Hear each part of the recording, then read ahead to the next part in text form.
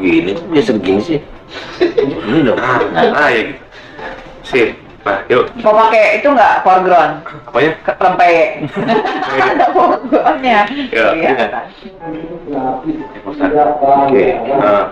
Kesalahan seseorang dengan santet Ya. yang masuk ke tubuh orang tersebut ya. Jadi sebenarnya kalau kita melihat satu ayat aja, "Wamasobakum musibatin fabima kasabat sayyidikum." Ya, ayat itu menceritakan musibah itu terjadi pada seseorang karena perilakunya, perbuatannya. Betul. Ya. Nah, berarti orang yang terkena sakit itu pasti ada unsur la haula wala quwata illa billah. Itu pasti.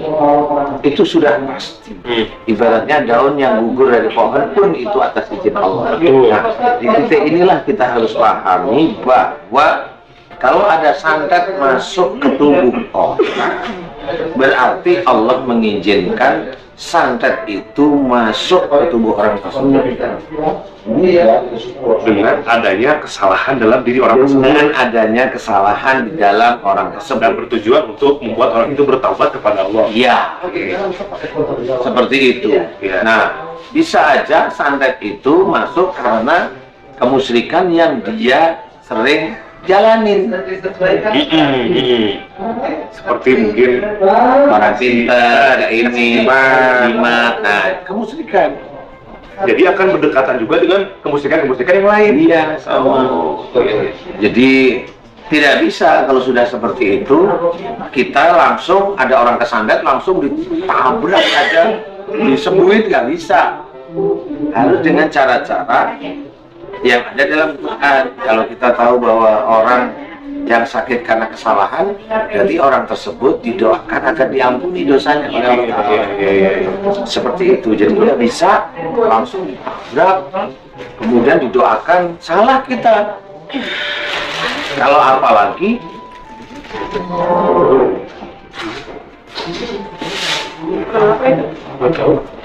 Mau dipegang nggak?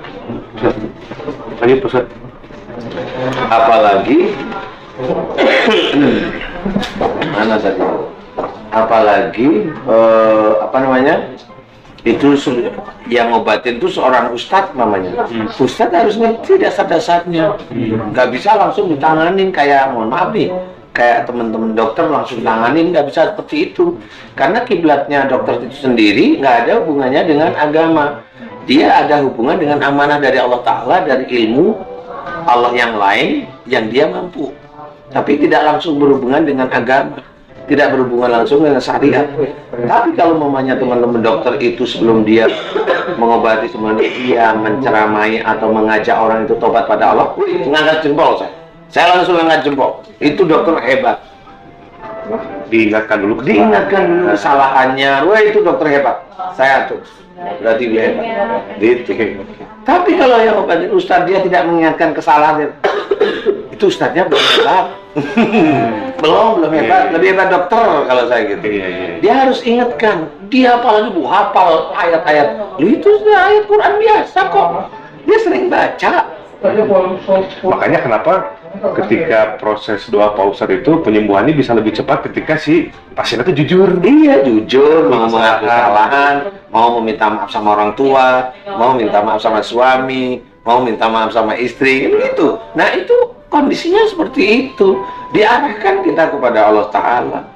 Jadi bukan berarti terus langsung itu sakit, terus diem, terus berak-berak tahu, langsung diobati. Enggak. Kalau kita itu ada di TV, memalukan menurut saya. Kita dakwah, berarti ada ilmu yang harus disampaikan sebenarnya. Betul. Nah, itulah yang harus kita sampaikan. Marah itu dosa. Jengkel sama orang tua itu dosa besar. Itu kan harus disampaikan. Kalau orang-orang yang lain itu tidak tahu bahwa jengkel sama orang tua itu dosa besar, banyak kok yang sampai saat ini masih jengkel sama orang tua. Karena apa? Ya karena nggak ada yang tahu. Kan gitu, makanya kita sebagai pionir dan diizinkan oleh Allah Ta'ala dakwah di Sedamun Kolbu, itu salah satunya itu harus kasih tahu. Jangan begini, jangan kamu ada ini di mana namanya? ada kista di ovarium itu karena apa? Karena kamu menyimpan jengkel sama ibumu. Itu diingatkan bahwa dia, oh iya ya saya begitu. Nah itu ingat, biar dia ingat bahwa itu dosa. Dosa itu menyebabkan kista. Jangan ada orang yang merasa hebat, mana ada marah sama ibu, ada kista dalam ovarium. Orang yang ngomong seperti itu dia tidak belajar. Dia hanya ngomong dari mulutnya yang sombong.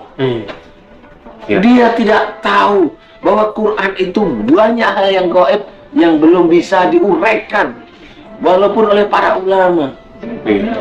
Begitu. Coba sekarang kita pikirkan, ringan aja. Kita mengakui Rasulullah itu dilahirkan di muka bumi untuk memperbaiki akhlak. Betul ya, Ustaz? Ya?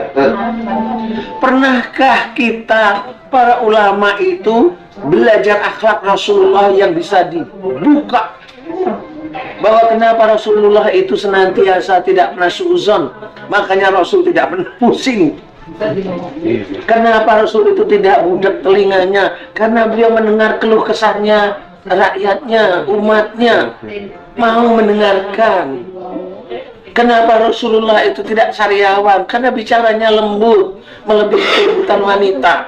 Lah kita itu loh yang senantiasa bersolawat atas Nabi, masih aja mulut kita kasar. Iya kan gitu? Iya betul. Coba ada banyak nggak ulama yang meneliti akhlak Rasul? Saya selama ini belum pernah baca bukunya. Iya. Padahal akhlak itu salah satu hal yang nanti diperhitungkan oleh Allah Ta'ala di akhirat. Kenapa ada Quran, kenapa ada sunnah, kenapa ada Allah, kenapa ada Rasul, ini ada bentuknya. Kenapa ada akhlak? Akhlak itu perjalanan dari Quran sebenarnya.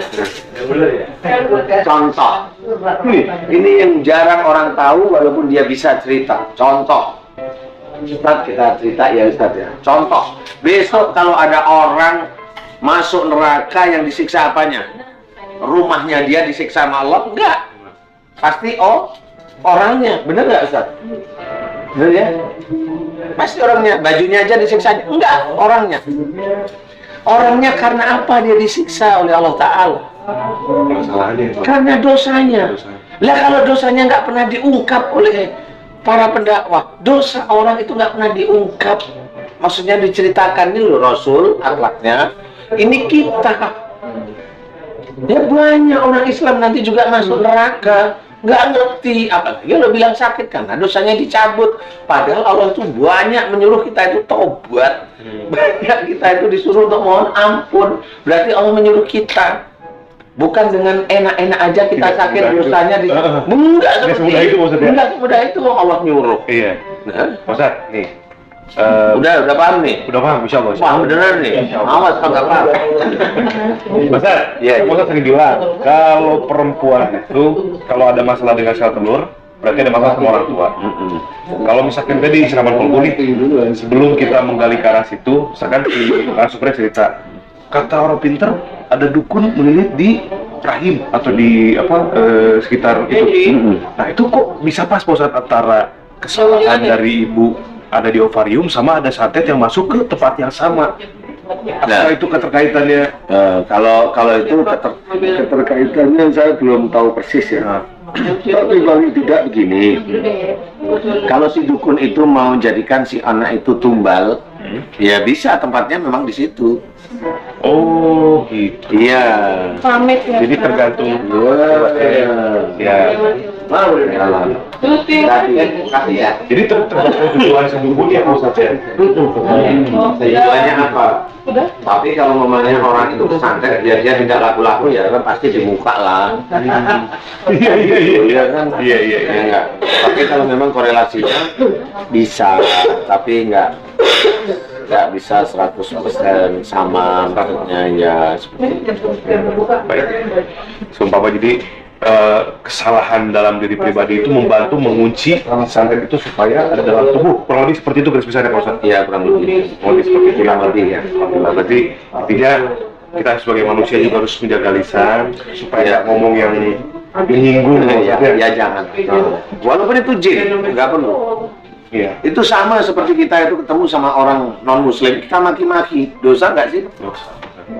Dosa ya? Itu ada kok Ustadz yang ngomong itu, nggak usah percaya sama jin, lu nggak boleh. Bukan, berarti kita samakan dia itu dengan orang yang non muslim. Nggak usah percaya sama non muslim, lu nggak bisa. Kalau kita kerjasama dalam bentuk apa namanya, kerjasama dalam bentuk pekerjaan, boleh, silakan. Muamalah silakan, nggak apa-apa. Cuma memang hal tertentu jangan dipercaya. Iya, paham ya? Tentang akidah jin ngomongnya jangan dipercaya, kan begitu. Ya. Saya mau keluar kalau kamu sembelihin saya kambing hitam mulus, nah ya itu ya jangan. Iya, jangan.